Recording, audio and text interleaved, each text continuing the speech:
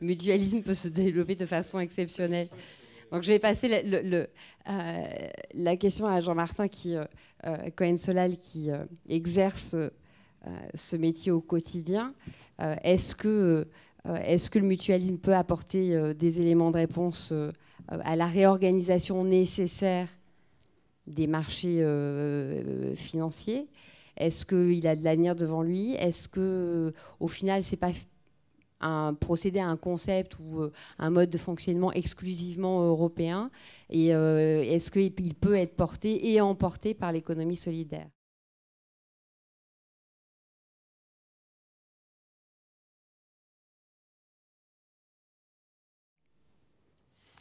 Bonsoir.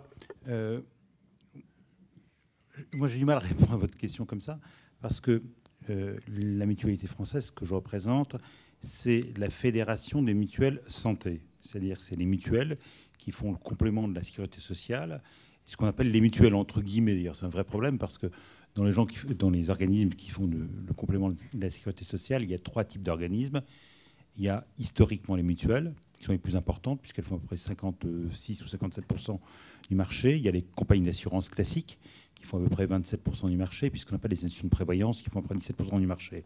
Donc pour faire le complément de la sécurité sociale, donc pour rembourser les soins aux côtés de la sécurité sociale, les mutuelles sont les plus importantes. Les 3 organismes sont différents par 2 choses. D'abord, ce n'est pas le même code qui les gère, puisque les mutuelles, c'est le code de la mutualité, les assurances, c'est le code des assurances, et les institutions de prévoyance, c'est le code de la sécurité sociale. Donc elles font à peu près la même chose, de façon différente, ce sont 3 codes différents. Si on prend ça sous un autre angle de vue, les mutuelles santé que je représente, qui font à peu près 700 mutuelles, ça fait 17 millions à peu près d'adhérents dans les mutuelles qui sont adhérentes à la fédération, 38 millions de personnes protégées. Pour ces mutuelles, la santé constitue 90% de leur activité. C'est avant tout l'assurance santé complémentaire. Pour les compagnies d'assurance, c'est selon les types de compagnies entre 6 ou 10% de leur activité. Et les institutions de prévoyance, c'est 45% de leur activité. Donc on est vraiment des spécialistes de la santé. Et c'est un peu une histoire de la mutualité. Vous disiez tout à l'heure, c'était au niveau bancaire, mais aussi au niveau santé. Très vite, comme dans d'autres domaines, les gens se sont mis ensemble pour faire face collectivement aux aléas de santé. Et c'est vraiment le départ même de la solidarité. Et en matière de santé, ça le nécessite. Alors, ces mutuelles, ce sont des sociétés de personnes, sociétés à but non lucratif, une grande différence avec les sociétés capitalistes, et même de nos concurrents.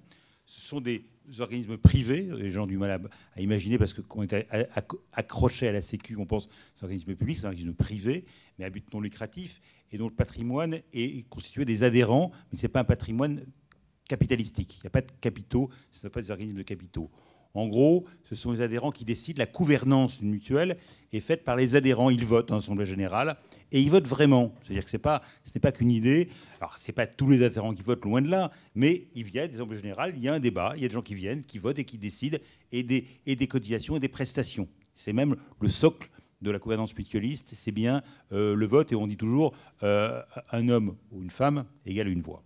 Alors, sur le lien entre l'adhérent et la mutuelle, et que je définis de façon différente entre le lien, par exemple, entre client et une assurance, c'est un lien qui est lié à l'adhésion. C'est en gros, l'adhérent participe aux décisions. En gros, dans une mutuelle, c'est un contrat de partage des risques. C'est-à-dire que les gens se mettent ensemble pour partager les risques. Alors que, par exemple, dans le contrat assurantiel, c'est un principe différent. Moi, je parle sous le côté un petit peu d'un professeur qui va me critiquer, mais je suis sûr que j'ai raison. L'assureur passe un contrat avec l'assuré. C'est-à-dire que l'assuré se dégage de sa responsabilité et l'assureur prend en charge le risque. Il ne le partage pas avec son client, il le prend en charge. Donc, et les décisions dans une assurance, c'est pris par l'actionnaire, ce qui est normal, alors que dans une mutuelle, c'est pris par la collectivité, c'est pris par l'Assemblée générale. Donc l'adhérent, théoriquement, peut participer à la décision. C'est ça une grande différence dans le mutualisme, c'est que ceux qui y participent peuvent contribuer. Alors, je me rends compte d'une chose, c'est que dans le monde de l'assurance, puisque je parle du monde de l'assurance, il y a des mutuelles santé et des mutuelles d'assurance. Les mutuelles d'assurance, je parle de GMF, Matmut, etc., sont au sens législatif, au sens du code, sont des compagnies d'assurance. Ils ne sont pas régis par le code de la mutualité, donc ils ne sont pas d'ailleurs chez nous. Voilà, j'ai fini.